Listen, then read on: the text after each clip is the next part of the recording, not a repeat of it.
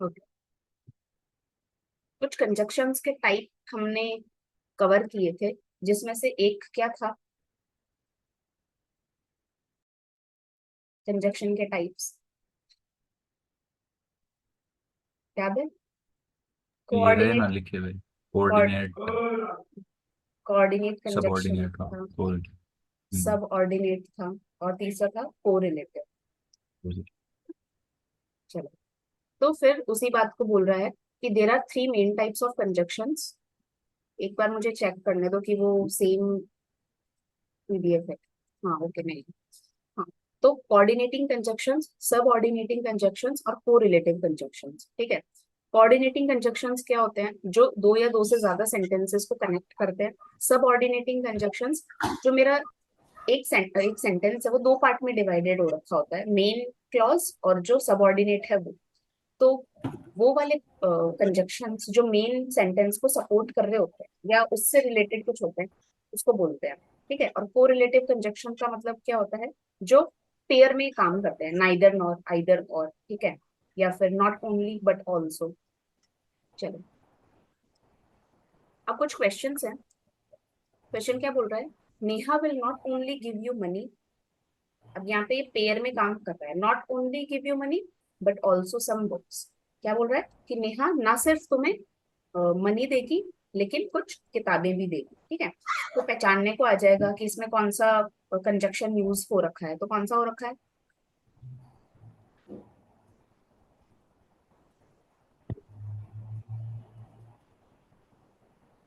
Not only but also, है ना। Not only and but also. Type of conjunction पूछते हैं।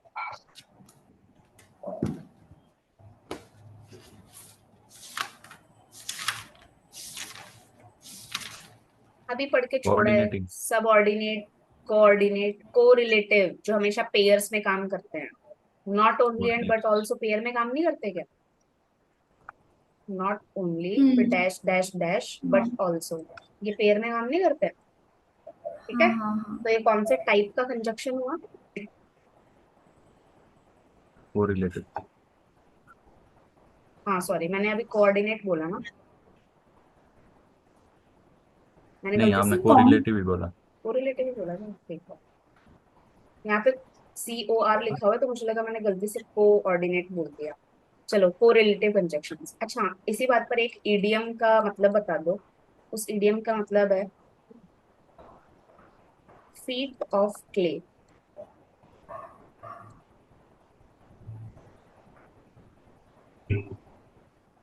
ये आपने ग्रुप में भी भेजा था, कुछ यूपीएससी की गाइडलाइन थी उसके नीचे आया था ये। ओके। लेकिन किसी ने। एग्जाम में ये थोड़ी तो प्ले, पूछेंगे कहाँ भेजा था। छुपी, छुपी कमजोरी या छुपी हुई कमजोरी। ठीक है। बुराई, हाँ। हाँ, छुपी हुई कमजोरी।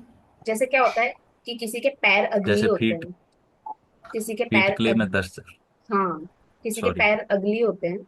तो फिर वो उसको किससे छुपाने की कोशिश करता है? क्ले से छुपाने की कोशिश करता है। लेकिन वो क्या, क्ले से छुपाने की कोशिश करता है, लेकिन अंदर ही अंदर जो उसके फीट है वो अभी भी अगली ही है। इसका मतलब है तो छुपी हुई कमजोरी अभी भी वहीं पे है ना।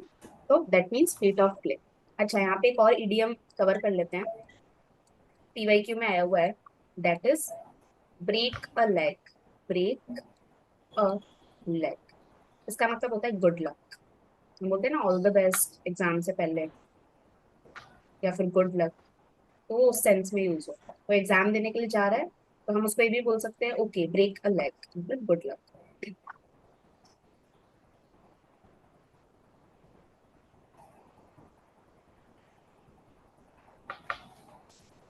चलो, फोर्थ वाले में कौन सा टाइप का कंजक्शन यूज हो रहा है?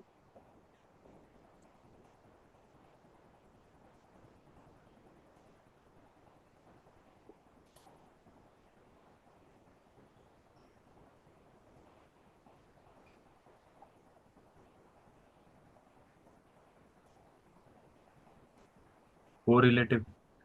हम्म। कोरिलेटिव में कौन सा कंजक्शन? आइदर और। आइदर और। ठीक है। अच्छा, अब देखो, between is followed by and, followed by का मतलब उसके बाद में क्या लगता है, तो बिटवीन के बाद में एंड लगता है, और फ्रॉम के बाद में टू लगता है। ठीक है, फॉर एग्जाम्पल मैंने बोला कि आई ट्रेवल्ड, मैंने ट्रेवल किया, I travelled from Jodhpur to, Jodhpur to Jaipur, I travelled from Jodhpur to Jaipur, इसका मतलब क्या हुआ, फ्रॉम के साथ हमेशा क्या लगेगा, टू लगेगा, है ना। हम्म,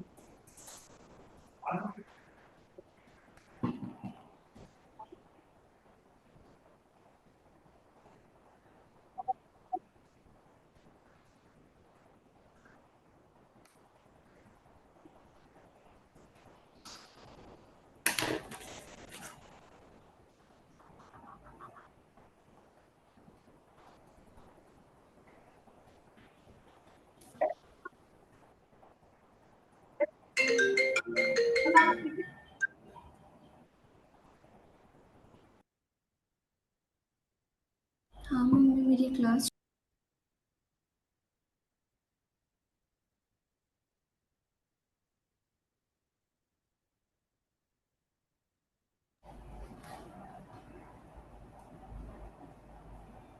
आगे चलें, then okay.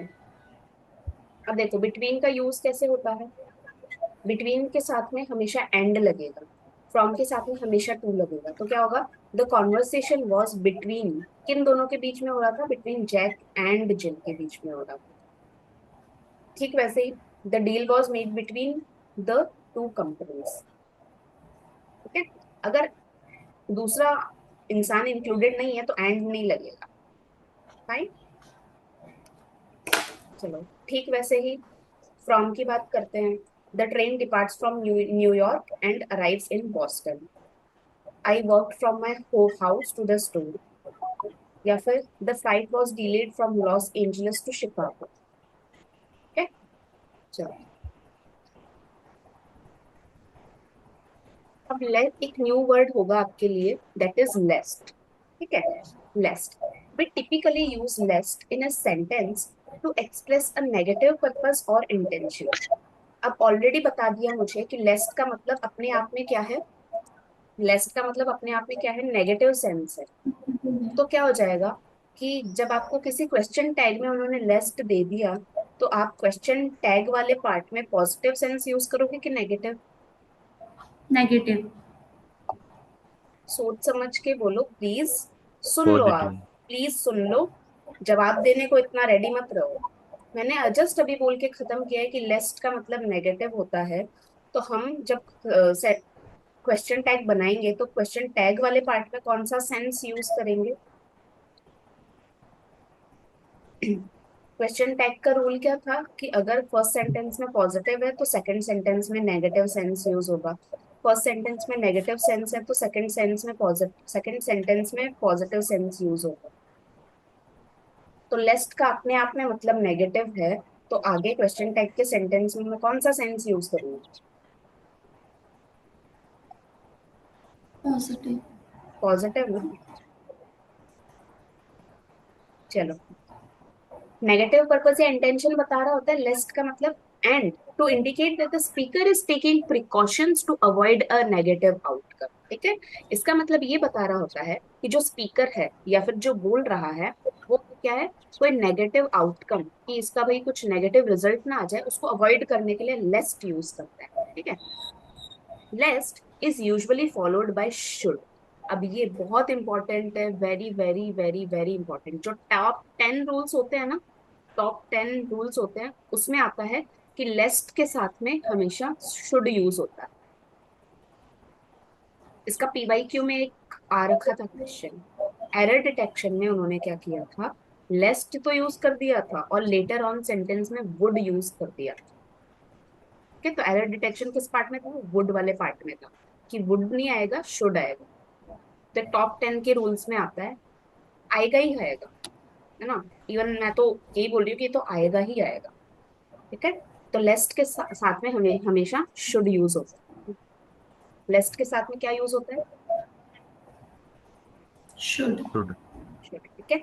Here are some guidelines to help you list correctly in a sentence. यहाँ पे कुछ सेंटेंसेस है हमें बताने के लिए कि इसको सेंटेंस में करेक्टली कैसे यूज करते हैं। ठीक है, जैसे कि use lest to express a negative purpose और इंटेंशन। कोई नेगेटिव पर्पस या इंटेंशन एक्सप्रेस करने के लिए, शो करने के लिए। Lest is often used to indicate that the speaker is taking precautions to avoid a negative outcome. क्या बोल रहा है कि जो स्पीकर है वो अवॉइड कर रहा है कि भाई कुछ नेगेटिव रिजल्ट ना आ जाए, इसलिए तब हम लेस्ट का यूज करते हैं। For example, I am wearing my sun glasses lest I get a headache from the sun. ठीक है, मैं सनग्लासेस मैंने पहना हुआ है, lest I get a headache from the sun, ताकि मुझे जो सूरज है उसकी किरणों से सरदर्द ना हो। फाइन, चलो। उसके बाद use lest to express a hypothetical situation. तो हाइपोथेटिकल सिचुएशन के लिए भी लेस्ट यूज कर सकते हैं, जैसे कि हाइपोथेटिकल सिचुएशन दैट मे और मे नॉट हैपन। हो भी सकती है और नहीं भी हो सकती, प्रोबेबिलिटी है उसकी। ठीक है, for example, he studies hard.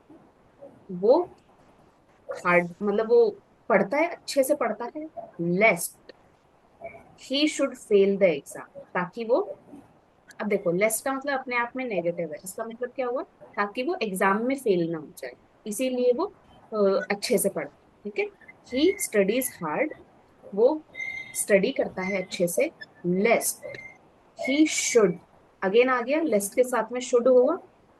ठीक है, अब यहाँ पर एरर डिटेक्शन में क्या देगा आपको, एरर डिटेक्शन में ये देगा ही studies hard लेस्ट he should not fail in fail the exam, should not fail the exam. तो दो बार सेम सेंटेंस में नॉट नॉट नहीं आ सकता। हम बोलेंगे कि इसमें पहले कहाँ पे नॉट आया है, तो लेस्ट का मतलब अपने आप में नो है ना, नेगेटिव है तो अपने आप में नॉट है। फाइन, इसीलिए ये सेकंड पार्ट जो होगा उसमें एरर होगा। Fine, okay. क्या बोल रहा है कि स्टडीज हार्ड, वो अच्छे से पढ़ाई करता है, lest he should fail the exam, ताकि वो एग्जाम में फेल ना हो जाए। Now third, use lest in a dependent clause. Clause का मतलब होता है group of words, group of words. ठीक है, डिपेंडेंट क्लॉज का मतलब क्या होता है, lest is usually followed by a dependent clause expressing the hypothetical negative outcome that is to be avoided. ऐसा कोई हाइपोथेटिकल, कोई प्रोबेबिलिटी, ठीक है, जो हो भी सकती है नहीं भी हो सकती, लेकिन अगर वो हो भी सकती है तो हम उसको नेगेटिव उसको अवॉइड कर सके फ्यूचर में, है ना। For example, she double checked her work lest she should make a mistake. उसने क्या किया, अपने काम को एक बार दोबारा चेक किया। हम भी क्या करते हैं, कोई आंसर निकालते हैं उसको दोबारा चेक करते हैं, है ना, क्रॉस चेक करते हैं कि भाई ये सही है कि नहीं है ना। तो ठीक वैसे ही एक, शी, सॉरी, कोई एक है ना बात, पहले वाले में, हाँ, शुड का प्रयोग हुआ। आई एम देखो, रीडिंग माय क्लासेस हाँ जस्ट आई गेट बताती अ हूँ, हेडेक फ्रॉम द सन। बताती हूँ। जो आउटकम है ना, जो आउटकम है वो निकल कर आएगा तभी शुड का यूज होगा। जरूरी नहीं है कि लेस्ट के साथ साथ शुड हो ही हो, लेकिन जब भी होगा शुड ही होगा। ठीक है, जरूरी नहीं है कि ये साथ में हो ही हो। लेस्ट कोई को रिलेटिव कंजक्शन नहीं है ना, लेस्ट कोई को रिलेटिव कंजक्शन नहीं है कि लेस्ट के साथ में शुड आएगा, जैसे आइदर के साथ और आता है, तो ये कोई को रिलेटिव कंजक्शन नहीं है, लेकिन जब भी यूज होगा शुड यूज हो। अच्छा, अब यहाँ पे एक डाउट आएगा कि एरर डिटेक्शन में अगर मुझे फर्स्ट एग्जांपल दे दिया तो, I am wearing my sunglasses lest I get a headache from the sun. अगर मुझे फर्स्ट एग्जांपल दे दिया तो मैं एरर किस में डिटेक्ट करूंगी। प्लीज याद रखना, जब हम एरर डिटेक्ट कर रहे होते हैं तो जो लिखा हुआ है ना उसी में से कुछ चेंज कर रहे होते हैं, हम इसमें कुछ एडिशन नहीं करेंगे, हम इसमें हमेशा रिप्लेसमेंट करेंगे, रिप्लेसमेंट करें, है ना। तो कुछ एक्स्ट्रा वर्ड ऐड नहीं करना है। ऐसा नहीं है कि मैंने यहाँ पे शुड ऐड कर दिया कहीं भी जहाँ बीच में मुझे जच। ठीक है, तो एरर डिटेक्शन में मैं हमेशा रिप्लेसमेंट ऑफ वर्ड करूंगी। कोई अच्छा, कोई according to the grammatical rule नहीं है तो उसको रिप्लेस करूंगी, लेकिन मैं इसमें कभी कुछ एडिशन नहीं करूंगी कि हाँ मेरे अकॉर्डिंग तो ये वर्ड ऐड होना चाहिए तो मैंने ये ऐड कर दिया। प्लीज इस बात को ध्यान में रख के चलना, आगे बहुत काम आएगा। फाइन, ओके, चलते हैं, थर्ड को कंटिन्यू करते हैं। Lest is followed by dependent clause expressing the hypothetical negative outcome that is to be avoided. For example, she double checked her work. उसने अपना काम दोबारा चेक किया, lest she should make a mistake, ताकि वो कोई मिस्टेक ना करते। ठीक है, तो ओवरऑल अगर देखें, lest is a formal word that is used to convey a sense of caution और वार्निंग। कोई ध्यानपूर्वक बात हम कुछ करते हैं या ध्यानपूर्वक कोई काम करते हैं या फिर सावधानी बरतते हैं, तब लेस्ट यूज किया जाता है। And is often used in writing और इन मोर फॉर्मल स्पीच। ज्यादा फॉर्मल तरीके से हम बात करते हैं ना, तब लेस्ट यूज किया जाता है। It is not commonly used in everyday conversation. ये हर रोजमर्रा की जिंदगी में हम काम नहीं लेते हैं, है ना, बट किसमें काम लेते हैं? फॉर्मल अगर मुझे कोई बात लिखनी है तब। फाइन, ओके, चलो आगे बढ़ते हैं। अगेन लेस्ट के साथ में क्या यूज किया जाता है?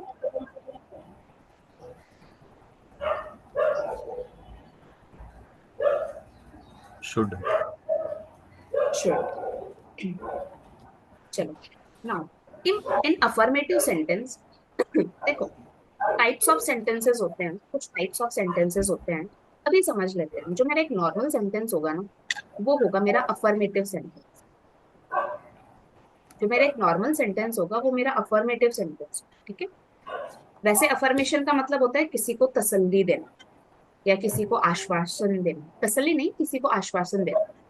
तो अफर्मेटिव सेंटेंस का मतलब होता है कोई भी नॉर्मल सेंटेंस जिसमें नॉट नहीं लगा हुआ, ठीक है, या एक्सक्लेमेशन मार्क नहीं लगा हुआ या क्वेश्चन मार्क नहीं लगा हुआ। ठीक है, क्योंकि नॉट जैसे ही लग जाएगा वो मेरा कौन सा सेंटेंस बन जाएगा? नेगेटिव सेंटेंस बन जाएगा। Done, okay. Again affirmative sentence क्या होता है? Normal sentence. एक नॉर्मल सेंटेंस। चलो, in affirmative sentence doubt and doubtful are followed by if या फिर वेदर। ठीक है, अब क्या होता है किसी भी नॉर्मल सेंटेंस में, अगर मैंने वर्ड यूज किया है डाउट या फिर वर्ड यूज किया है डाउटफुल, तो आगे सेंटेंस में हमेशा नहीं, लेकिन जब भी यूज करूंगी मैं क्या यूज करूंगी? इफ यूज करूंगी या फिर वेदर का यूज करूंगी। For example, for example first देखते हैं। आई डाउट इफ ही विल कम। मुझे डाउट है कि वो आए, है ना, मुझे तो डाउट है कि वो आएगा कि नहीं आएगा, उस हिसाब से। सेकंड में, आई डाउट इफ और whether he will come to the party. I doubt whether he will come to the party या फिर I doubt if he will come to the party. ठीक है, इनमें से कोई भी। Third, she is doubtful if she can finish the project on time or whether she can finish the project on time. Next, we doubt if the weather will be good for our trip या फिर we doubt whether the weather will be good for trip। यहाँ से PY क्यों निकल के आता है? Weather और वेदर।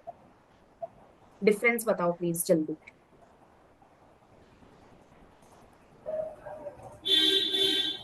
स्पेलिंग प्लीज याद कर लेना, स्पेलिंग बहुत इंपॉर्टेंट है।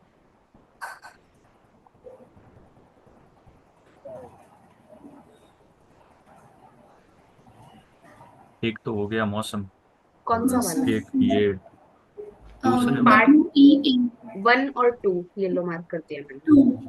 2। 2 का मतलब? 2 का मतलब 2। जो मतलब चेंजेस आते हैं क्लाइमेट में जो देखने को मिलता है हमें। ये सब गंदे जोक्स नहीं। हाँ, वेदर का मतलब ये तो मौसम, और इस वेदर का मतलब होता है कि अ, इसका प्रॉपर हिंदी वर्ड नहीं आ रहा। वेदर का जनरली मतलब होता है कि प्रोबेबिलिटी। प्रोबेबिलिटी बेसिकली प्रोबेबिलिटी के लिए यूज करते हैं कि ऐसा होगा कि नहीं होगा, है ना। फॉर एग्जाम्पल इसने बोला weather, the weather will be good for our trip, कि मौसम हमारे अकॉर्डिंग होगा कि नहीं होगा। ठीक है, तो एक प्रोबेबिलिटी शो कर रहा है कि ऐसा होगा कि नहीं होगा। राइट, चलो इन नेगेटिव और इंटेरोगेटिव सेंटेंस, अब एक होता है कौन सा, अफर्मेटिव सेंटेंस। अब जैसे हमने पार्ट ऑफ स्पीच का एक डब्बा बनाया था, जैसे हमने प्रोनाउन का एक डब्बा बनाया था, जैसे हमने कंजक्शन का एक डब्बा बनाया था, ठीक वैसे ही एक डब्बा बना लो और ऊपर लिखो सेंटेंस, टाइप्स ऑफ सेंटेंसेस।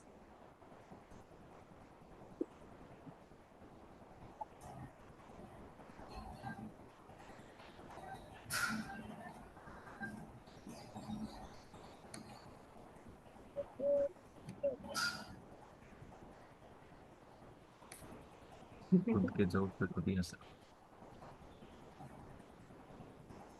नहीं, लाइट ह्यूमर जरूरी है। हमारे कैंप के डेज भी तो हमने वो ह्यूमर से ही खाते हैं। चलो टाइप्स ऑफ सेंटेंस लिख लिया, उसमें फर्स्ट लिखो अफर्मेटिव सेंटेंस, अफर्मेटिव सेंटेंस।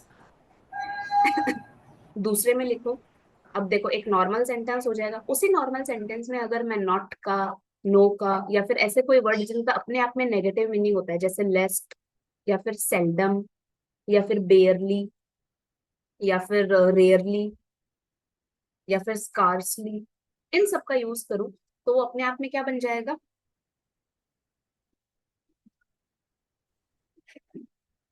दोनों म्यूट हो, नेगेटिव। अपने आप में नेगेटिव बन जाएगा। ठीक है, तो दूसरे टाइप ऑफ सेंटेंस क्या होता है, negative sentence.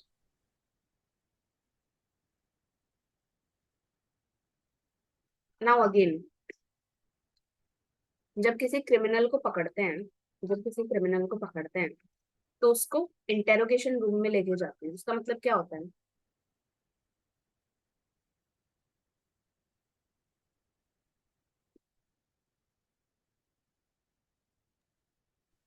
Interrogative.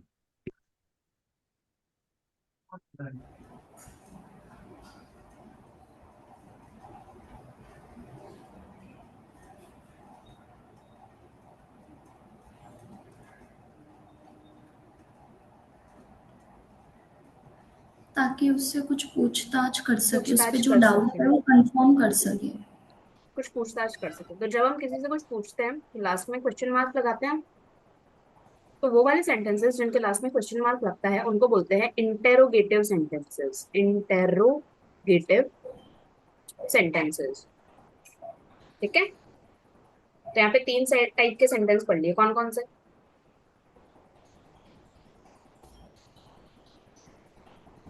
Affirmative, negative और इंटेरोगेटिव।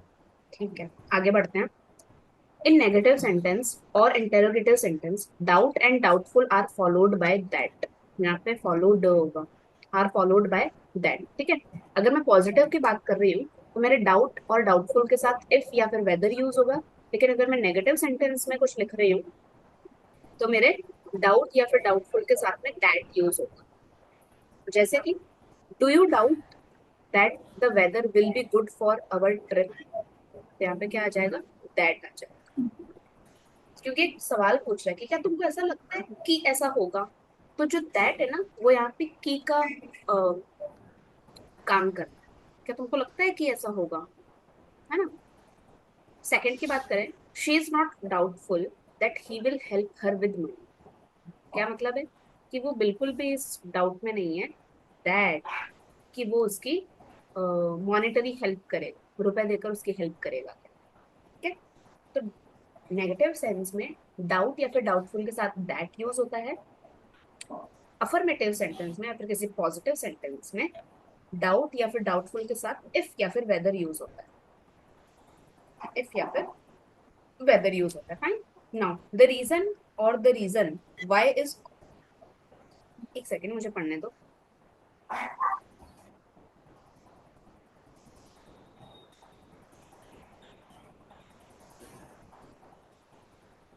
हाँ, ओके, क्या बोल रहा है, अगर किसी सेंटेंस में द रीजन आया या फिर किसी सेंटेंस में ये आया the reason why, for example मैंने बोला कि ट्रेन इसीलिए टाइम पर नहीं आई, तो मैं क्या बोलूंगी, the reason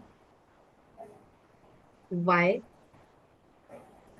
train didn't arrive on time was that, ठीक है।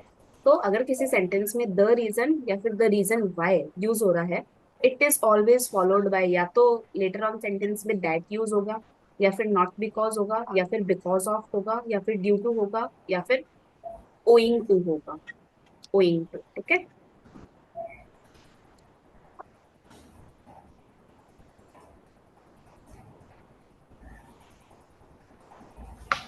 चले, चलो, क्या बोल रहा है? if and whether these are subordinating conjunctions. Subordinating conjunctions are used to introduce a dependent or subordinate clause which cannot stand alone as a sentence and must be attached to an independent clause to form a complete sentence. तो हमने पढ़ा था subordinating conjunctions क्या होते हैं, जिनके खुद के कोई मीनिंग एक्सप्रेस नहीं होते हैं, या वो खुद के कोई इंडिविजुअल मीनिंग नहीं होता है, वो हमेशा किसी मेन क्लॉज के साथ में जुड़े हुए होते हैं, है ना, जो मेन क्लॉज को सपोर्ट कर रहे होते हैं, जो उसके सबऑर्डिनेटर होते हैं, ठीक है। नाउ तो इफ एंड वेदर क्या है? एक सबऑर्डिनेट कंजक्शन। अगर मैं कोई सेंटेंस लिखूंगी इफ या फिर वेदर यूज करके, तो फर्स्ट सेंटेंस का कोई मतलब नहीं होगा, ये हमेशा मेरे मेन सेंटेंस को सपोर्ट करेगा। Now the role of a subordinating conjunction is to show the relationship between the dependent clause and the independent clause. Dependent clause जिसका खुद का मतलब नहीं होता, इंडिपेंडेंट क्लॉज जिसका खुद का मतलब होता है, ठीक है। इन दोनों के बीच का रिलेशनशिप एस्टेब्लिश करने का काम करता है, such as cause and effect. Cause का मतलब कि इसका आउटकम क्या निकल के आएगा, टाइम, कंडीशन, कंपैरिजन या फिर चॉइस, ठीक है। In the case of if and whether they are used to introduce dependent clauses that expresses conditions or alternatives respectively. For example, अब क्या होता है, if या फिर weather वाले केस में these are used to introduce dependent clauses। ये dependent clauses को introduce करने के लिए काम में आता है जो कंडीशन बता रही होती है। जैसे कि अगर बारिश आई तो मैं घर पर रुकूंगी, ये क्या कंडीशन है, ये कंडीशन है कि अगर बारिश आएगी तभी मैं घर पे रुकूंगी। फॉर एग्जाम्पल फर्स्ट वाला देख लो, इफ इट रेन्स। अब हमने क्या पढ़ा था, पहले पहले वाला रूल याद करो, अगर किसी सेंटेंस में विल यूज हो रहा है तो लेटर ऑन सेंटेंस में वर्ब की फर्स्ट फॉर्म प्लस एस या ई एस यूज होगा। सेम वाइस वर्सा, अगर पहले वर्ब की फर्स्ट फॉर्म प्लस एस या ई एस यूज हो रहा है तो लेटर ऑन सेंटेंस में क्या यूज होगा, विल यूज होगा। ये भी टॉप 10 रूल्स में आता है,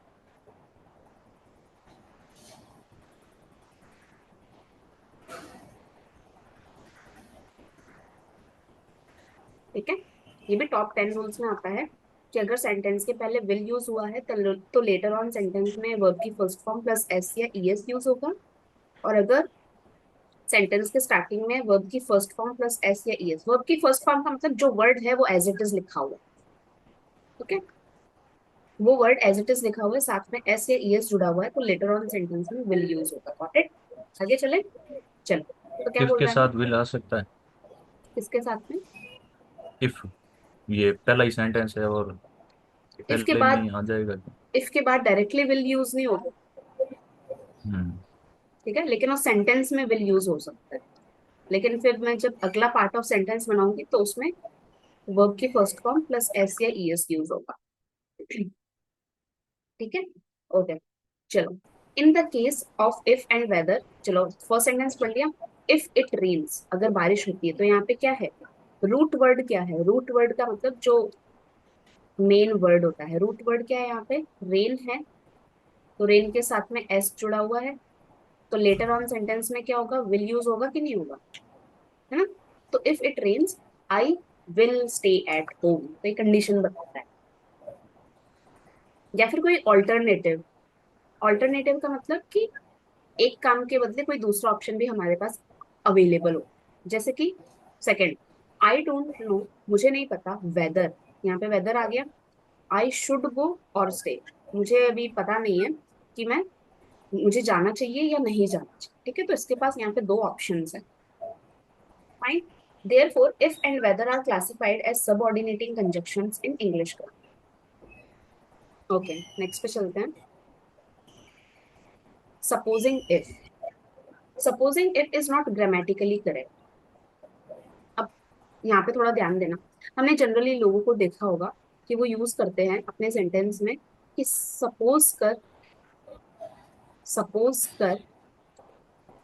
अगर तू ये कर ले, अगर तू ये कर ले, ठीक है। तो सपोज का अपने आप में ही मीनिंग होता है कि अगर तू ये कर ले, तो सेम सेंटेंस में अगर दो बार आ रहा है तो इनकरेक्ट सेंटेंस हुआ, ठीक है। जैसे कि सपोजिंग इफ, ये गलत है, it is not grammatically correct. The word supposing already implies a condition और अजम्पशन। सपोजिंग का मतलब ही अपने आप में क्या होता है, कोई कंडीशन होती है या फिर कोई अजम्पशन होता है। अजम्पशन का मतलब हमने पहले ही सोच लिया कि ऐसा कुछ होता होगा।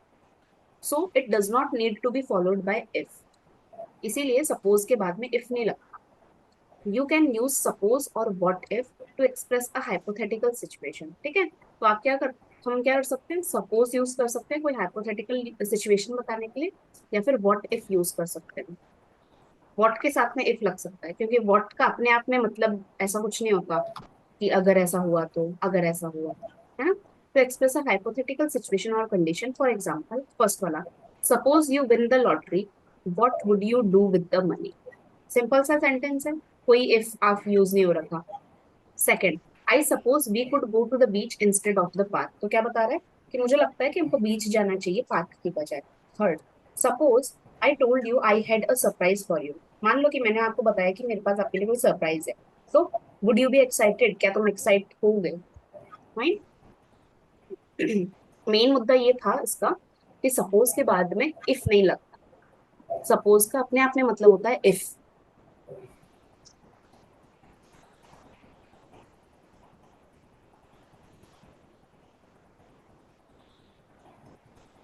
अच्छा, सो के साथ में दैट यूज होता है, और टू के बाद में टू यूज होता है।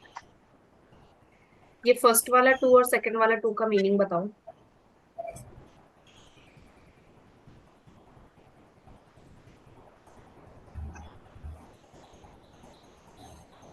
पहला टू। तो है भीग कर,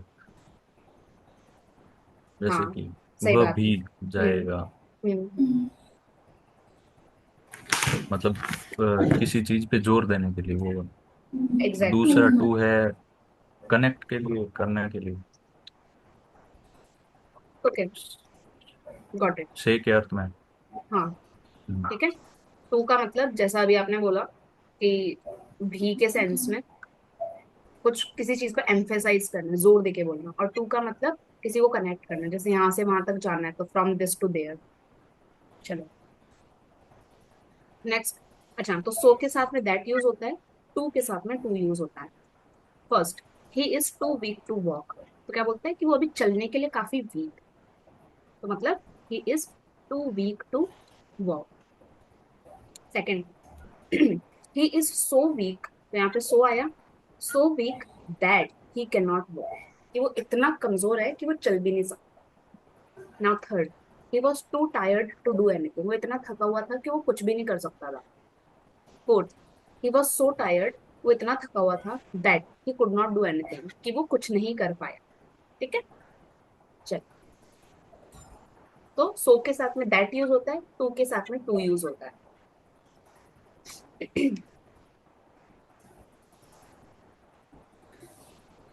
अगेन, एज के साथ में एज यूज होता है, both negative and positive sense में। सो के साथ में एज यूज होता है सिर्फ नेगेटिव सेंस।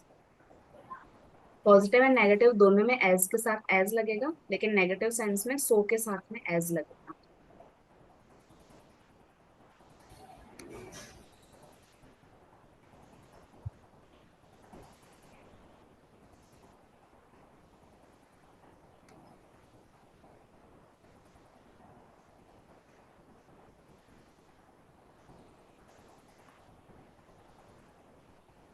चले आगे। Positive, positive case of as या फिर एज क्या बोल रहा है, Sara is as tall as her brother. Sara अपने भाई की तरह ही हाइट में लंबी है। Second, the pizza is as delicious as I expected. Pizza उतना ही डिलीशियस है जितना मैंने सोचा था। Third, this car is as fast as that one. ये वाली कार उतनी ही फास्ट है जितनी वो वाली कार है ना। अगर नेगेटिव सेंस की बात करें तो यहाँ भी हम एज और एज का साथ में यूज कर सकते हैं, जैसे कि John is not as tall as his brother. John उतना हाइट में लंबा नहीं है जितना उसका भाई है। Second, the movie was not as good as I had hope. Movie इतनी अच्छी नहीं थी जितनी मैंने सोची थी। Now my phone is not as expensive as hers. मेरा फोन उतना एक्सपेंसिव नहीं है जितना उसका फोन। अच्छा, इस सेंटेंस में बताओ क्या एरर है।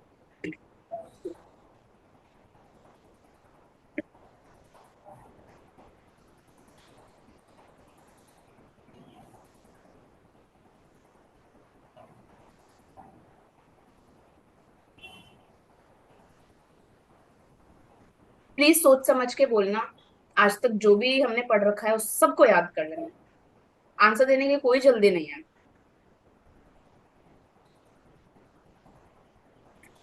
यहाँ कोई कंपटीशन नहीं चल रहा। आंसर देने की कोई जल्दी नहीं है, आराम से सोच समझ के बोलो। एक एक वर्ड को पकड़ो कि मैंने माय पढ़ा है तो माय से रिलेटेड कुछ रूल पढ़ा है क्या, फोन पढ़ा है तो फोन से रिलेटेड कुछ रूल पढ़ा है क्या, इस पढ़ा है तो इससे रिलेटेड कोई रूल पढ़ा है क्या। प्लीज सोच समझ के पीछे पन्ने पलट लो। एक बार में बोलना, सही बोलना। इसमें क्या एरर है। लो, इसको बांट दिया मैंने। इसको, ये ए पार्ट, ये बी पार्ट, ये सी पार्ट, ये डी पार्ट, और ये नो एरर ई पार्ट।